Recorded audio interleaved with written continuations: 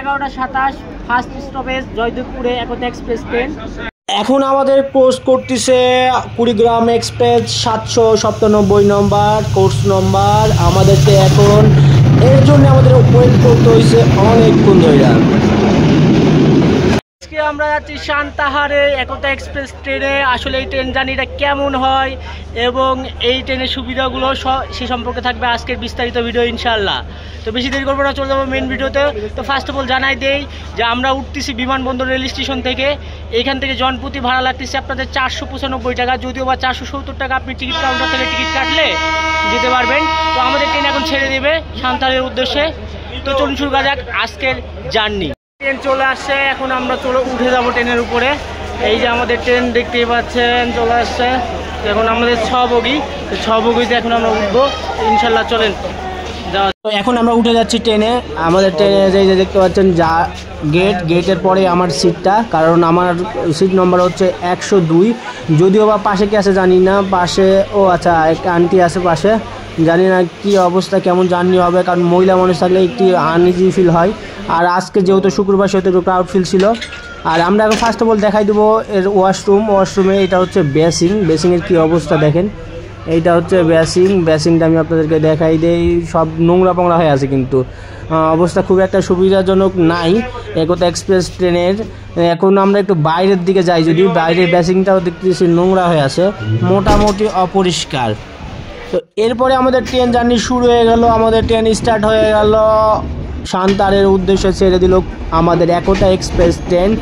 তবে সবাই সাবধানে থাকবেন, কারণ এখানে মোবাইল প্রচুর পরিমাণ চিন্তা। এই ট্রেনে সবসময় সাবধানে থাকবেন, কারণ মোবাইল যে কোনো সময় হারিয়ে যেতে পারে। তো ভিডিও করার সময় অবশ্যই আপনারা খেয়াল রাখবেন। এই কেসটার অবস্থা খুব একটা সুবিধাজনক ছিল না, কারণ নোংরা। তার মধ্যে আমাদের প্রায় 8টা রেল স্টেশন পার করতে হবে, বা 8টা রেল স্টেশনে স্টপেজ দিবে। এরপরে আমরা সান্তাহারে পৌঁছাবো ইনশাআল্লাহ। এখন বাজে 11:27 ফার্স্ট স্টপেজ জয়দেবপুরে একতা এক্সপ্রেস ট্রেন। জয়দেবপুরের পরে শুরু হয়ে গেল সবুজের সমাহার, যেখানে ট্রেন ছুটে চলছে তার দ্রুত গতিতে, আর সব কিছু পিছিয়ে ফেলাই দিচ্ছে। এই যে দেখতে পাচ্ছেন এগুলো কিন্তু জয়দেবপুর স্টেশন। আমরা চলে আসছি টাঙ্গাইল রেল স্টেশনে। এখন এটা আমাদের 3rd নম্বর স্টপেজ। টাঙ্গাইল স্টেশনটা অনেক সুন্দর, কারণ অনেক পরিপাটি বা পরিষ্কার। রেল স্টেশনগুলো অনেক সুন্দর লাগতেছে দেখে। তো এইখানে টাঙ্গাইলে দেখতেছি এক মামা কলা বিক্রি করতেছে। তো কলার পার পিস 10 টাকা করেছিল, যদিও বা কলাটা অনেক সুন্দর ছিল খাইতে। আমরা চলে আসছি যমুনা ব্রিজের কাছাকাছি। সামনে হচ্ছে যমুনা ব্রিজ। সামনে দেখতে পাচ্ছেন যমুনা ব্রিজ। আমাদের ট্রেন অল্প কিছুক্ষণের ভিতরে প্রবেশ করে ফেলবে সেই বহুল কাঙ্ক্ষিত আপনার যমুনা ব্রিজ, যেটি বাংলাদেশের ভিতর অন্যতম একটি রেল ব্রিজ। বাংলাদেশের ভিতর মানে সবচাইতে বড় ব্রিজ ধরা যায়। আর পাশেই দেখতে পাচ্ছেন যমুনা ব্রিজ, যেটা আগে রেল ছিল, এই পারে রেলের লাইন ছিল, যদিও বা বর্তমানে এটা ট্রান্সফার করে নিয়ে আসা হয়ে গেছে। ওই দিকের রেল লাইন এখন উঠে ফেলানো হবে সম্ভবত। আর এই যে দেখতে পাচ্ছেন এটাই সেই যমুনা নদী। সেই যমুনা নদীর ভেদ করে আমাদের ট্রেন ছুটে চলতেছে। স্পিড যদিও বা খুব ভালোই ছিল, স্পিড 50 আপ ছিল, 50-60 আপ ছিল। আর এই যে দেখতে পাচ্ছেন নদী, আর নদীতে চর পড়ে গেছে বর্তমানে, যদিও বা চর দেখা যাচ্ছে, কিন্তু তারপরেও বিশাল নদী ভাই, এত বড় নদী। ট্রেন বর্তমানে সিরাজগঞ্জে অবস্থিত। নেক্সট স্টেশন আমাদের হইল উল্লাপাড়া। সিরাজগঞ্জের পরে যখন আপনি আসবেন তখন সবুজ সমারোহ দেখতে পারবেন, যেটা সচরাচর অন্য কোনো জায়গায় কম দেখা যায়, কারণ বাংলাদেশের ভিতর ধানের জন্য বিখ্যাত এই সিরাজগঞ্জ। কিন্তু এখন বাজে 2:15 আর আমাদের ট্রেন ছেড়ে দিল উল্লাপাড়া রেল স্টেশন। পরবর্তী স্টেশন আমাদের হচ্ছে ঈশ্বরদী।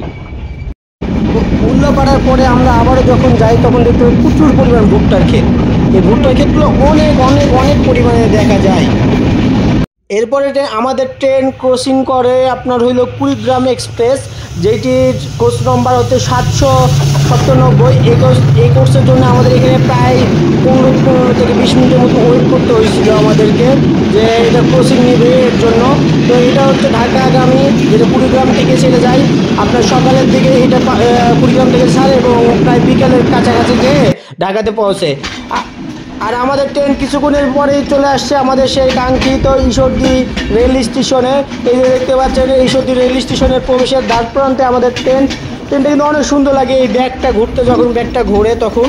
আমাদের ট্রেন চলে আসছে আপনার ঈশ্বরদী বাইপাস। আমাদের নেক্সট স্টেশন হবে নাটোরে। আমাদের ট্রেন বর্তমানে চলে আসছে ঈশ্বরদী বাইপাস। ট্রেনের ভিতরে অনেকগুলো ক্রাউড উঠে, যদি ঈশ্বরদী রেল স্টেশনে মানে অনেকগুলা পিপল উঠে। আমরা চলে আসছি নাটোর রেল স্টেশনে। নাটোরের এই যে দেখতে পাচ্ছেন, এইটা হচ্ছে নাটোর রেল স্টেশনে প্রবেশ করবে এখন। প্রবেশের সম্মুখে আমরা বর্তমানে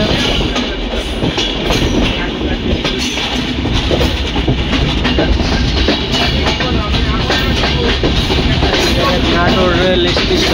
আজকে 5:30 আর আমরা পৌঁছে গেছি সান্তাহার রেল স্টেশনে।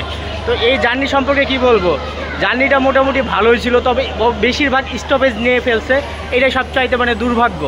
কারণ আপনার হলো 1.5 ঘন্টা আমাদের লেট।